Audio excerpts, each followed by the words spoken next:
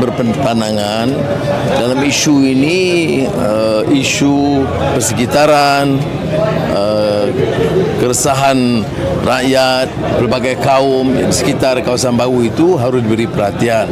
Saya akan bincang dengan Menteri Besar Selangor, Saudara Datuk Seri Amiruddin, dan supaya bagi pandangan supaya kalau boleh batalkan dulu projek itu dan pertimbangkan kalau boleh kawasan yang lebih baik dengan syarat teknologi itu terjamin.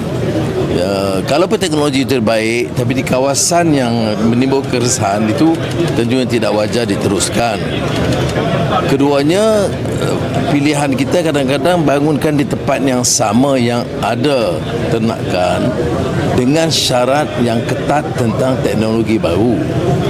Jadi itu sekadar pandangan yang diberikan oleh rakan-rakan, dan saya akan bincang semula dengan Menteri Besar mengambil keresahan dan juga nasihat dan titah Tuanku Sultan Selangor.